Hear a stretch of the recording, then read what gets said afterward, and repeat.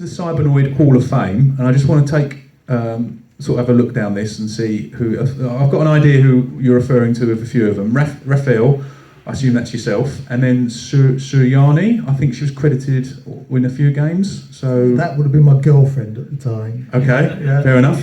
And then we've got Bonnie. Is that another girlfriend or? That was my cat. Your cat.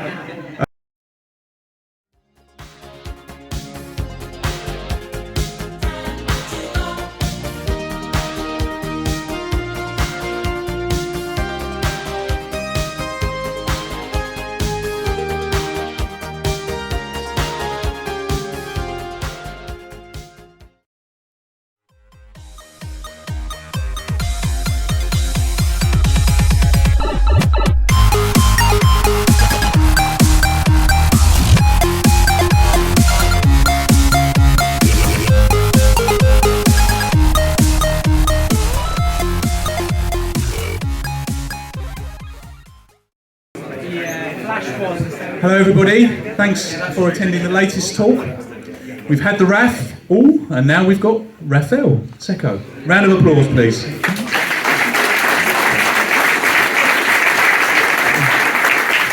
Thank you so much for joining us today, Raffaele. Or can I call Raf? Call you Raf. Raf is fine. Raf, fine, right, yeah. So let's kick off then, let's talk about your early influences. Obviously you're a Spectrum programmer of note, known to most people here, but before you became a programmer, you were in fact a gamer, like most of us, and you had a console which you played at home, and here it is. And it's obviously no prizes for guessing it's a Pong clone or a Pong imitator of some sort. Can anyone guess what this console is called or knows what this is? Commodore 64. Boom. So, Raf, you can tell us what this is? That is a VideoMaster Super Score, which came out around 1976, 1977, so I've shown my age now, so I was been about 10 years old when we got that console, and I didn't even ask for it. If you remember back in the day, people used to rent their TV sets because they were really unreliable. Yep. And that came bundled with a TV set that my parents got, and we just started playing it, and I thought it was absolutely amazing. Yeah, back in those days, just being able to control what was on the TV screen. Yeah, and that's what I was amazed with, how it could actually respond to what my inputs. I thought, well, how does that work? Took it apart, still none the wiser. Just a few components and a black thing with rectangular black thing with metal legs, and that was it. And yeah. So I can just imagine your parents coming back and this thing that they bought you is suddenly in about 1 million pieces. Yeah, they were used to it, to be honest. I just disassembled everything that I ever owned. That's why I have nothing left. No Spectrums, no ZX81s or anything. Just a lot of wires and diodes. Yeah. Yep, fair enough. So that was your introduction to gaming. So you became would you say you were a gamer? Were you interested in games at this point? Yeah, I was. I enjoyed playing them. I wasn't that good at them, but I did enjoy playing them. But I was more interested in how they actually worked. Understood. Yeah. Did you like arcade games as well? That was a big thing back in the late 70s. Yeah, I mean that would have been around the time of Space Invaders, around that sort of time. And a friend of mine, his father owned an arcade on the Seven Sisters Road in London, and we'd often go in the evenings, free play, and play some early arcade games and things like that. So, I think a lot of us would have dreamed about that sort of experience. It was great. It was Saved a few 10p's, that's for sure. So let's move on to computers themselves then. And this was an early computer for you, like it was for a lot of Spectrum programmers. This is kind of their entry drug into the world of the Spectrum computer. So tell us a bit about the ZX81. Yeah, I mean, when that came out, I mean, was it 70 quid, I think it was, which was amazing, really, because the only machines that I could see were the expensive American business machines, machines like that were just far too expensive for the average kids to ask their parents for, basically. And this came out, 70 quid. It was an affordable thing that parents would buy their kids for Christmas or whatever, and that's what happens. Did you say you bought the kit? Did you have a kit form or the No, I couldn't be bothered with that. I just bought the ready assembled one. Just like taking things apart and not putting them together. Yeah, exactly. Fair enough.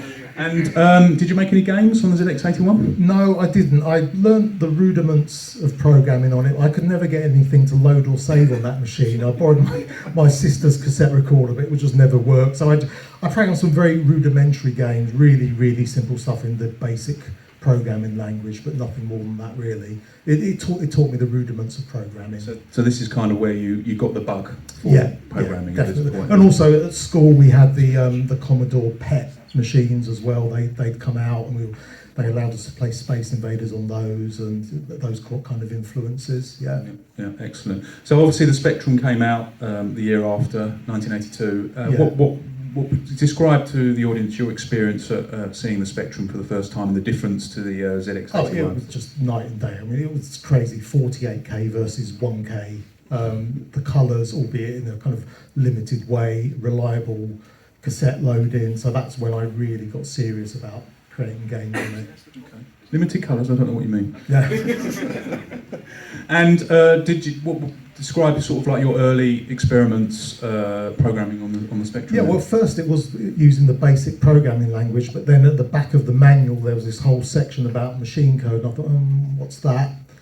And then I realised in order to make arcade quality games and graphics, you needed to learn that, and that was a bit harder to learn because the information wasn't so readily available. But you managed to find information, books. It just so happened my neighbour, she was clearing out her son's room. He'd left home. He was an engineer, and he had a book about the Z80 microprocessor. And she just gave it to me, thinking, "Well, do you want this book?" She had no idea what it was, but she gave it. And I thought, "Bloody hell, that's amazing!" It's a really useful bit of information for me. So, would you say you were self-taught then, basically? Yeah, aside from learning from books, yeah. Okay, incredible. So, you kind of you're learning as you go along. I mean, how old would you be at this point, Raf? In your teens, late teens? Yeah, 14, 15, something like that. Yeah. So, at some point, you must have garnered enough knowledge to create your first game.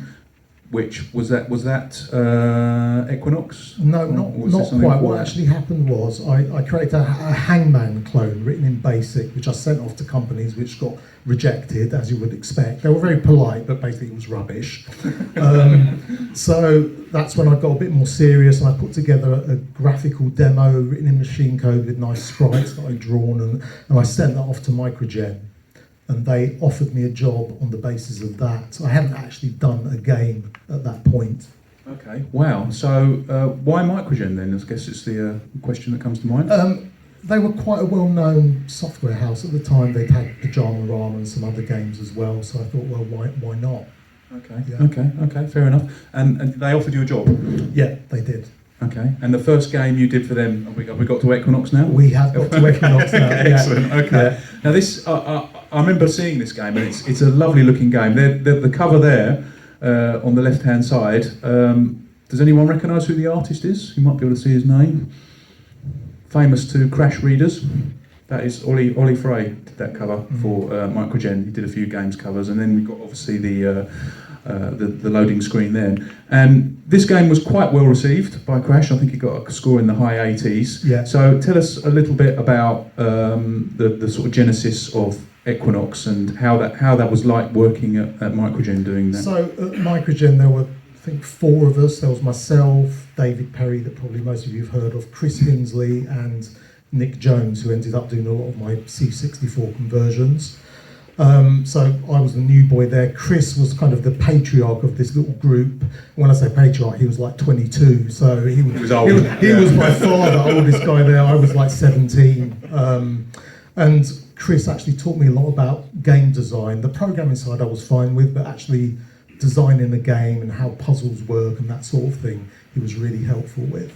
Yeah, I think he wrote the Wally Week games, didn't he, Chris? Yeah. So he'd already had quite Pajama Rama and that kind of thing, and he was also a brilliant programmer. Yeah, that's quite an interesting comparison, Raf, because obviously the Wally Week games were renowned for their rampant colour clash or attribute clash. Yeah. Whereas your games, even by this early stage with Equinox, you had a lot of colour, but not so much attribute clash. So were you even at this point conscious about working towards maybe avoiding a bit of that? I didn't like severe attribute clash. And if people don't know what that is, most people will know. It's when you get this big rectangle of colour around the character. And I I tried my best to try and avoid that kind of effect. Yeah, fair enough. So with Equinox then, with your influence from Chris, it's a sort of like a maze type game, which there were a lot of them on the Spectrum. Yeah. A lot of these types of games. Were you influenced by other games on the Spectrum, or did you just try and come up with something new yourself?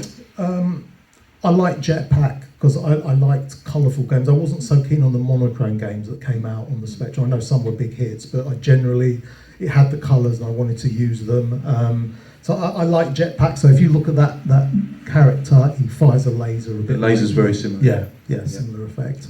Yeah, fair enough.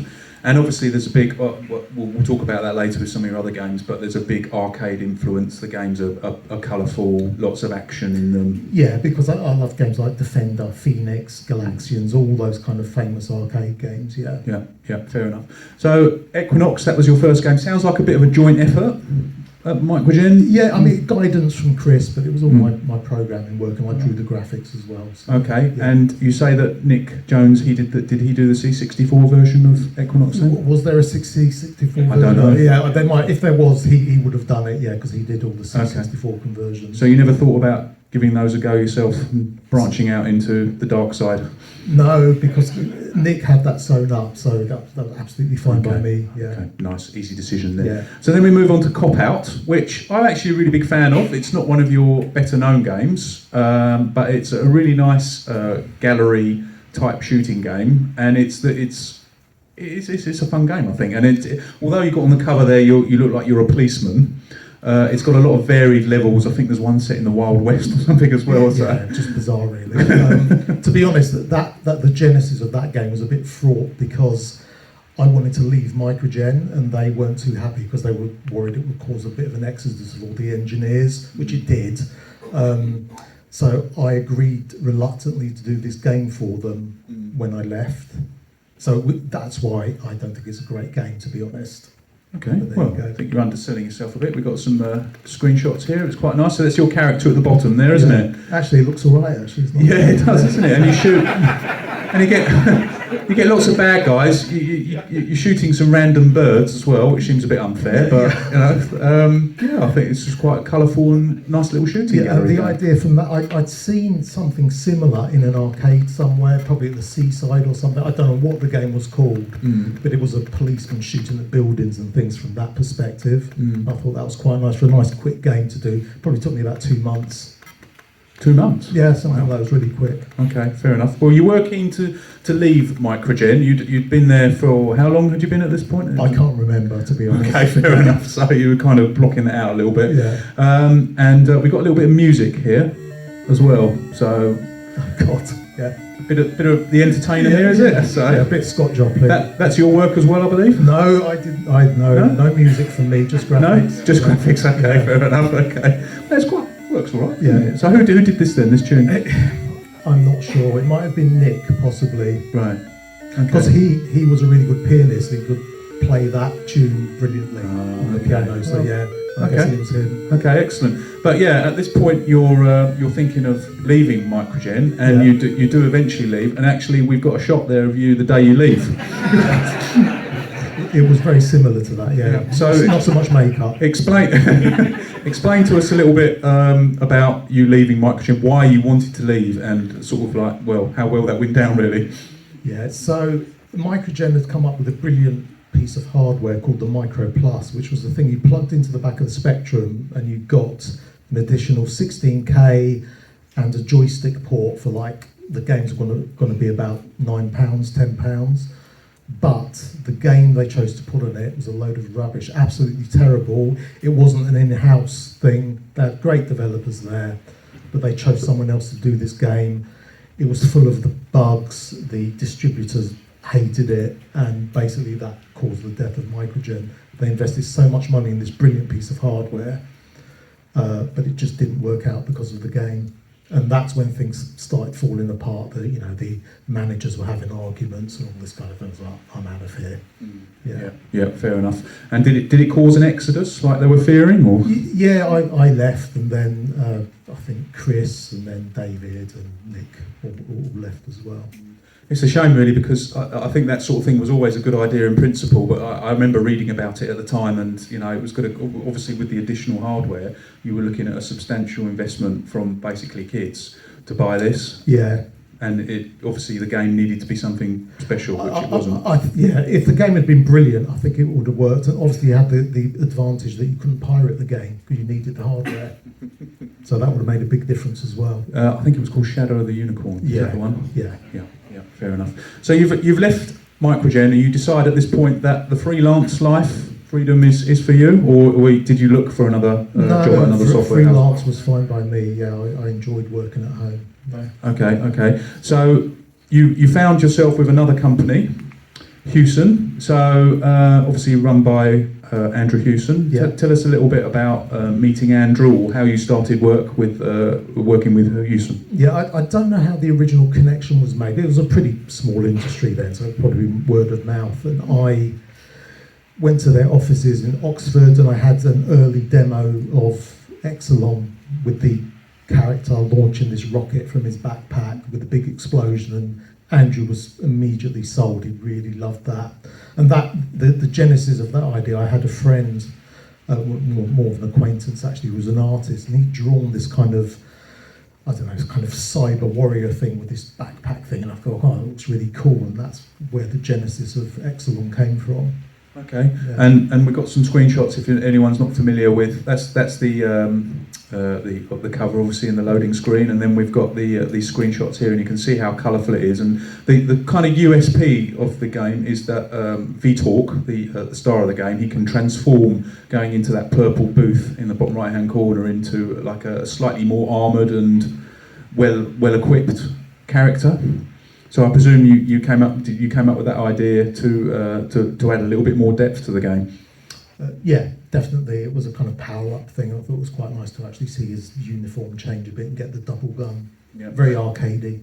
You say you'd already started developing this before you showed it to Hewson. Did anyone else get to see it, or were they like I would probably have shown it to my friends in the industry. No other publishers? No, straight to Hewson. Okay, because I must admit, if I was a publisher and I'd seen those screenshots or something similar to that, I think I would have bitten your hand off as well, because it does look a lovely game. How did your approach to coding, how had it changed over the course of these 3 games? Were you using development kits or anything like that, or? Yeah, we had development kits, so we didn't actually program on the Spectrum directly, because if it crashes you lose all your work. So we had these old CPM based business machines with something called WordStar running on them, where you'd edit your programs and then it would get transmitted to the Spectrum via a serial interface. Yeah, good fun. And I want to actually pull you up on one thing. In the bottom right hand corner, there's one of those infernal things that crop up all the time, and if the person that's playing Exolon for the first time, they'll creep onto this screen, all of a sudden this green thing's coming out of the ground and killing them straight away.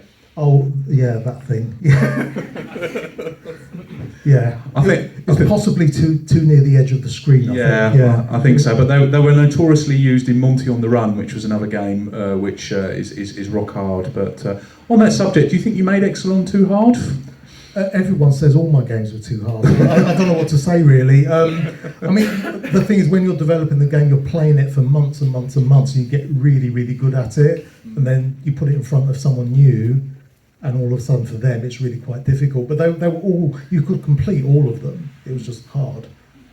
And on that note, you fortunately left a bit of help for people that were struggling a bit, because there's a cheat code. Do you remember what the cheat code is? If you redefine your keys to a certain word... It was Zorba. Zorba, yes. And as incorrectly reported in Crash, because they kept saying it was Zobra. Yeah. I think I worked out it was probably Zorba. So what's the sort of... Were you a fan of Zorba the Greek? Well, in a way, yeah, because my mother is actually a Greek Cypriot, even though she was born in France, but her parents were Greek Cypriots, and she had an album with Zorba the Greek on it from some Greek band, I don't know.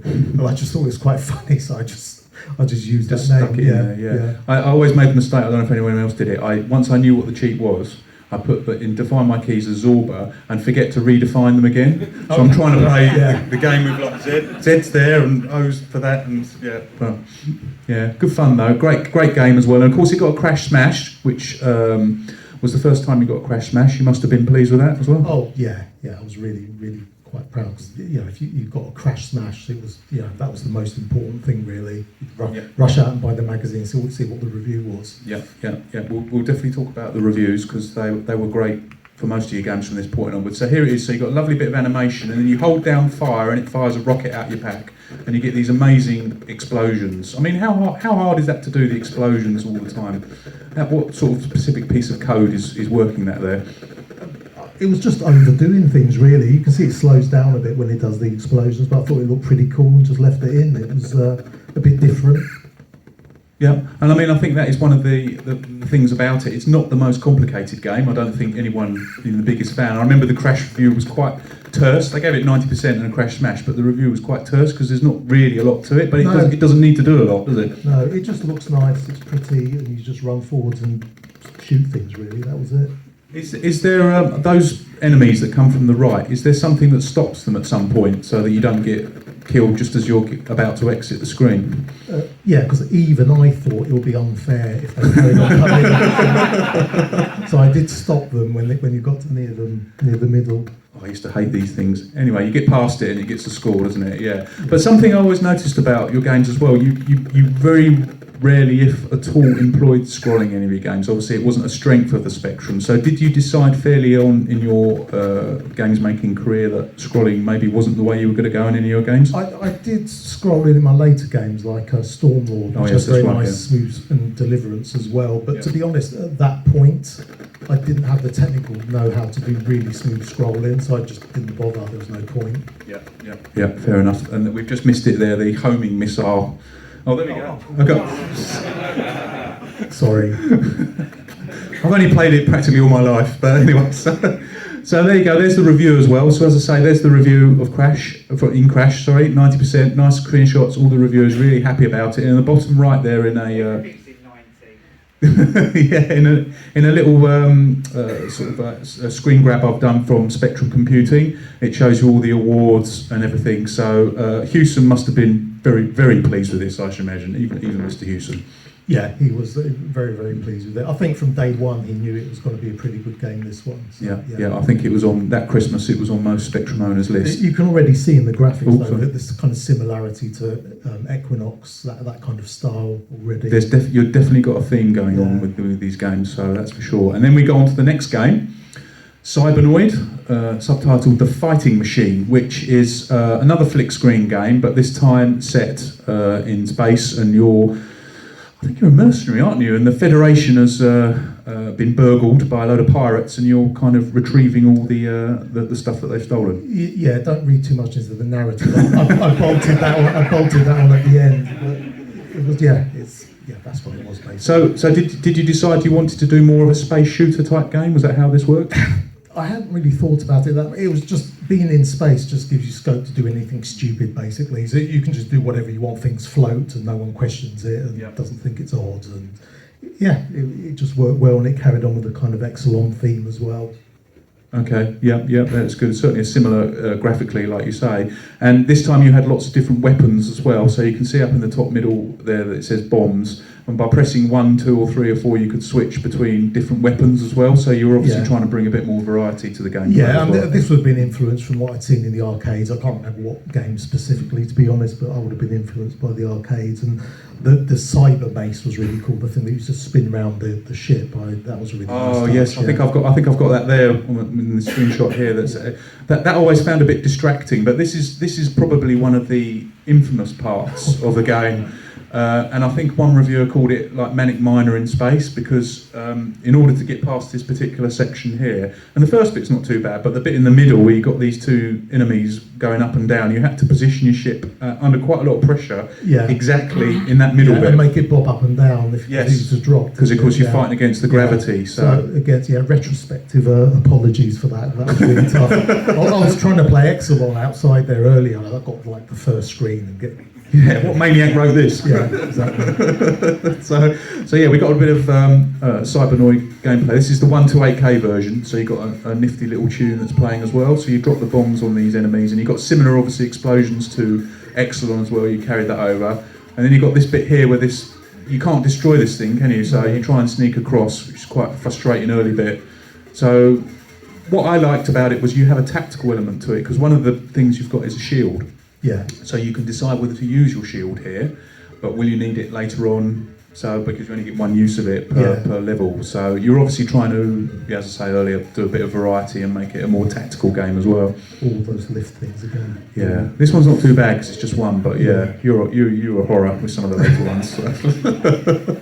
But yeah, that was Cybernoid. So did Hewson have any influence? Did he say, Raf, just go off and do something else, or did you have any input? Generally, yeah. I mean, they would let you do what you want. You could just spread your wings and do whatever you wanted, really, and show it to them. They'd be happy with it, and that was it, really. He probably knew by now he was onto a sure thing, and he was going to get a pretty good game from you. So this is the Cybernoid Hall of Fame, and I just want to take sort of have a look down this and see who. I've got an idea who you're referring to with a few of them. Raffaele, I assume that's yourself, and then Suryani, I think she was credited in a few games. So that would have been my girlfriend at the time. Okay, fair enough. And then we've got Bonnie. Is that another girlfriend, or? That was my cat. Your cat. I presume you're a Queen fan. The rock band. Yeah. Is that Nick Jones? Yeah. Sandra. Not a cat, not a girlfriend. That was, I think she was PR at Hewson. Okay, fair enough. Is that David Perry next? Yeah. Sharky? No idea. No idea. Emily and Onion. No, Is that what you were eating at the time? I don't know who those people are. Okay. Fair enough. We'll move swiftly on from that onto the Cybernoid review. Now, this game got even better review. You must have been absolutely made up with this. It was just incredible. The Crash went absolutely mad over Cybernoid, quite rightly as well, and gave it one of the highest scores. Is that 96, Faith, or 9? Everything's over 95. I don't know, one's 93 presentation, but the overall 96. 96%, yeah. A round of applause for Raf for that. I remember a couple of games getting 97, but I think that you must be made up. In Crash, you had one of the highest scoring games ever. You must have seen that and been absolutely, and obviously in the rest of the press as well, high praise for it. Yeah, I was obviously incredibly pleased with that. That was great. And sales-wise, as a freelancer, what sort of deal did you have with Hewson? I used to get an advance on royalties. I don't even remember what my royalty rate is. I don't remember getting a huge number of royalties, to be honest. Probably an audit would have been required there, but it never happened. Yeah, fair enough. I think a few other people might have that discussion to make with you. So here's the your Sinclair review as well. And what I find interesting about this, I think it's David McCandless that did this review, and he talks about a lot of influences, including Manic Miner and Synapse, which was another Hewson type shooter. So would you have been playing Manic Miner? Would you have played that? Would that be an influence, do you think, or not? No, I didn't really. I know that game's really well received and very popular, but not one that I was influenced by. But Synapse was an excellent game. That was, I think that was Dominic Robinson. Yes, it was. Yeah, he was a fantastic programmer, way better than me actually, and he did a really good job on Synapse. Yeah, which obviously it was another Hewson game as well. So that was interesting. Now we're moving away now from this to another game which I've spoken to you about before for Retro Gamer magazine, Solomon's Key. Now every game that we've talked about, you basically designed yourself, sometimes with the help from Chris, as we've said, but Solomon's Key is. Have you done any art? Did you do any other arcade conversions? And is it your only arcade conversion? I think it's my only arcade. So how was that different then? And someone else has made a game, and you're being asked to. Yeah, so put it on the Spectrum? I knew Fergus McGovern from Probe Software. He's sadly no longer with us, but he always wanted to work with me, and I liked him. And one day he had this license that came in, an arcade game called Solomon's Key.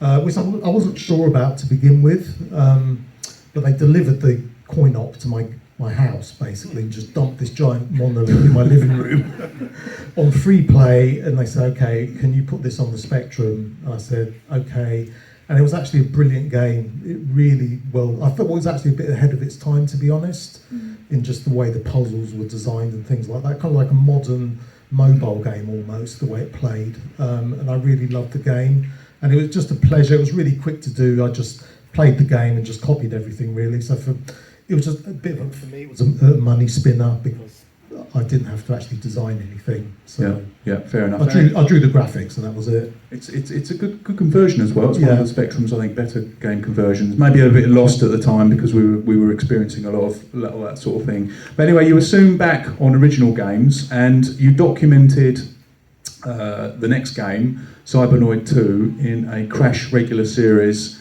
called Cecco's Log. Now, Zap magazine had done something similar with Andrew Braybook and his Paradroid Diary and Morpheus Diary, I think.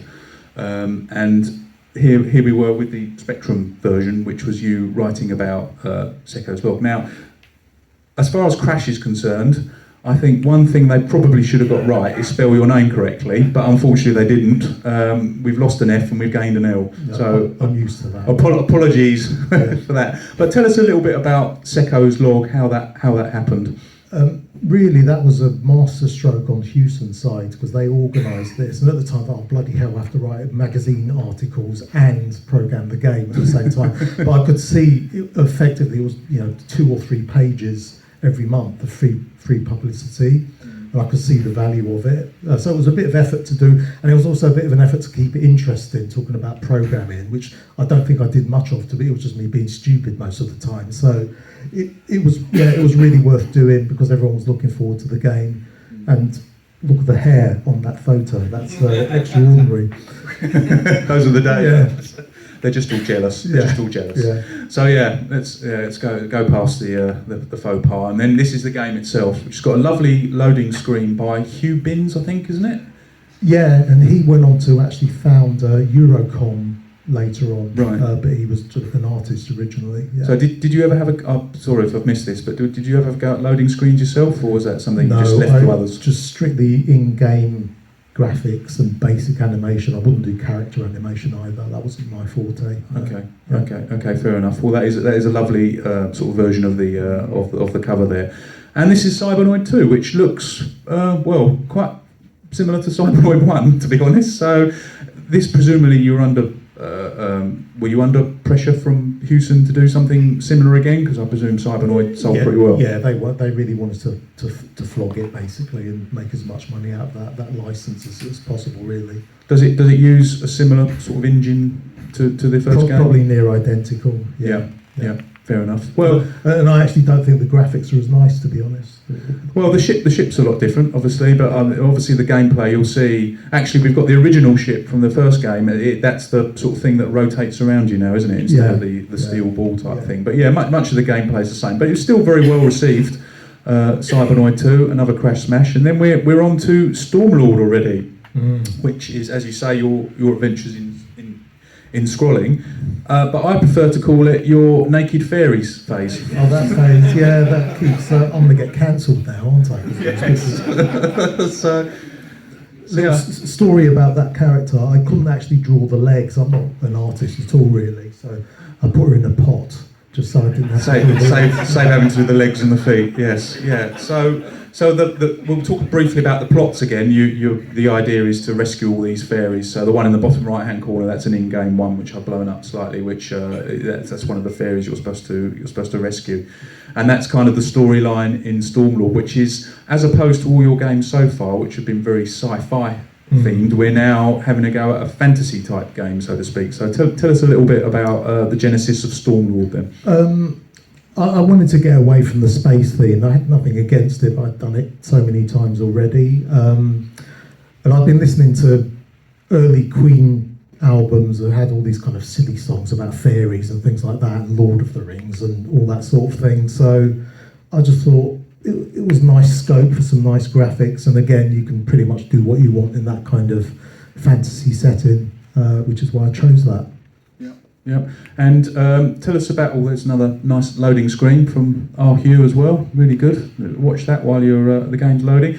This another game that unfortunately very tough. I found it tough anyway. And even on the second screen or shortly after you started, you've got these bugs that plague you all the time and respawning as well. So it's quite incredible that the game should be so hard so early. Yeah, well, there you go, sorry. I don't know what to say. Everyone says my games are hard. And then after Stormlord, we had another sequel, Stormlord 2, which I believe was that your last game? No, you had one more after this, which we'll talk about. But I think this was your last game for Hewson, wasn't it? So yes, certainly one of your last yeah. ones. So it's again like Cybernoid and Cybernoid 2, different, but basically more of the same with a slightly different character, I think, and more naked fairies. Was that? Oh yeah. Right from the start. Yeah. So was that your idea, Stormlord 2, to do another sequel, or was that sort of powered by Hewson again? That was powered by Hewson again. They wanted a version 2. If it was successful, they always want a second version. That's the way it seemed to go. I didn't mind. It was money in the bank, wasn't it? So yeah, of course, yeah. And by this time, I think Stormlord 2 came out in '89 or maybe '90. Were your eyes sort of gazing towards the 16-bit computers by this point? A little, but Hewson were having a few problems at the time. You know, they closed down, then they reformed as 21st Century or something. I can't remember. That's right. But, yeah. You know, something like that was going on, and the atmosphere becomes a bit unstable, and then you start looking elsewhere. Yeah. Something I just want to mention with Stormlord 2 is the death sequence. When you die, your character literally explodes, as we can see here. I haven't got any video of it, but I've got a snapshot here of I've taken it just in time, just as the Stormlord's been killed by a nasty. Totally forgotten about that. It's pretty gruesome, actually. It was it was quite literally all your body parts going all over the screen. So yeah. No, nice little addition that was. So before we start wrapping up, I just want to talk about one more game. Which is a game I really like, actually, License to Kill, which was published not by Hewson, but by Domark. So can you tell us a little bit about this game? Yeah, so I knew a couple of guys that worked at Domark called Chris and Tony West, identical twins. One was an artist and one was a programmer. They'd flipped a coin as to who would do what. Very good at their jobs. And they had left Domark, not for very long, to form a small development house that's still working for Domark. And I knew them, they needed the Spectrum version doing, and they said, Raf, would you like to do the Spectrum version of License to Kill? The game was designed already, so again, it was a bit of a quick money spinner for me. It didn't take long to do. Not the sort of game I would have designed myself, because it was monochrome, but it was easy money, basically. Yeah, there's a few splashes of colour, but basically it looks like a lot of other Spectrum games, which obviously wasn't your recipe, but it's still a decent game. And was that your last Spectrum game? Or was it Time Machine, I think? Yes, of course, yes, we have the Time Machine as well, yeah. This was for Vivid Image. Now, Hewson, you already alluded to the fact that they were struggling a little bit and they reformed, so presumably at some point you decided that you were not going to work with them anymore, or that wasn't what you wanted to do, and did you become an employee at Vivid Image along with? No, I was freelance. You were freelance there as well. Yeah, I was freelance. Yeah. And your first game, which, as we've just said, is your last Spectrum game, is Time Machine, which was that a conversion as well? Or I think it was. No, that was a game that had been designed by someone who was there called Hugh Riley, one of the founders of Vivid Image. And it was a really nice design. I really liked the ideas in it, where you travel through time. So what you do in an earlier time zone affects what happens later on, a kind of time paradox thing. I think it was influenced by Back to the Future, actually. It's got that kind of feel to it. So I was happy to do that. Yeah, the professor character who you control is very much of like the Doc in the Back to the Future. So that was it then for the Spectrum. You soon moved on to Amiga programming with First Samurai, which is a game we've spoken about before, and I have a lot of love for. But obviously this is Crash, not Zap. Yeah, so I'm afraid.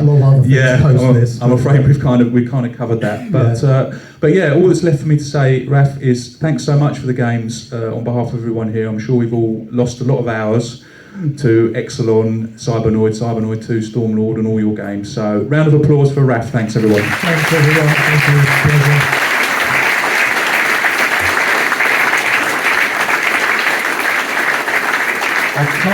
I can't see Mr. Wilkins. Is that him walking in there? I can't see him yet, which probably means we might have time for a couple of questions. Raf is going to sign some posters afterwards, like everybody else.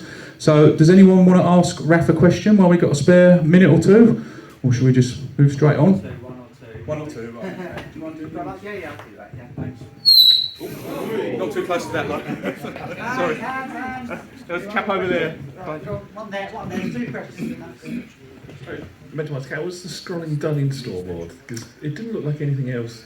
You're drawing chunks. It was similar to what had been done in Synapse, and it's a technique called chasing the raster, which is a bit of a crazy thing. You basically, on old TV sets, you have that raster scan that's going on, and you wait for it to reach a certain point, and then you start drawing the graphics behind it. So as it's scanning down the screen, you're drawing the graphics behind it, and you end up with this lovely smooth scrolling effect. You haven't got Mac, you're drawing the different chunks of it. I mean, like fairies. Are they in little method tiles, or is it? Yeah, everything's being drawn behind where the TV is scanning, basically, because you can time it that accurately. Yeah. Hi, Rob. I was just wondering, in the Crash Diary, you mentioned the verbal trashing you got from Andrew Houston at one stage when a demo went wrong, and I think you had disappeared off for the day. Yeah. I was just wondering if you could fill us in on the details of I what don't he said to remember you. the exact details, but I think I used to drive him mad sometimes, to be honest. So it's just one of those things. One more question for Raf. Anyone else? No? What was your favourite game on Spectrum? That I programmed or I played? Played. Probably Jetpack, I think, because it was my style of game, colourful and fast. Yeah. What do you wish you'd invented? Game-wise, probably Night Law.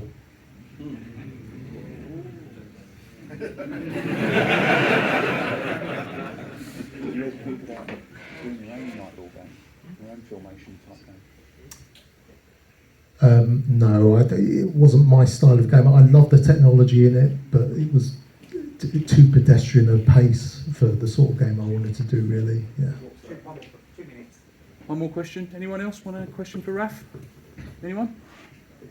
Oh, someone right there. I think I can spot your inspiration from Defender. The very colourful graphics, the explosions, even the little red orbs that cluster. Yeah, you're completely right. I loved Defender. I was rubbish at playing it, but I absolutely loved it. Yeah. Lovely. Is that it? Thank you so much, everyone, for watching us talk, Raf and I talk. Raf will now do some signing posters. We've got a lovely poster here with images from the covers of his games. So, yeah, please form an orderly queue and come and get your posters or inlays signed. Thanks so much, everybody.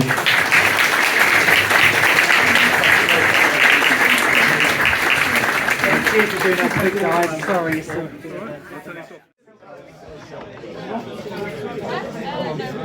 Thank you very much. There you go. Yeah, he's signed some things as well. So we've already got to I recommend you can do through as quick as possible.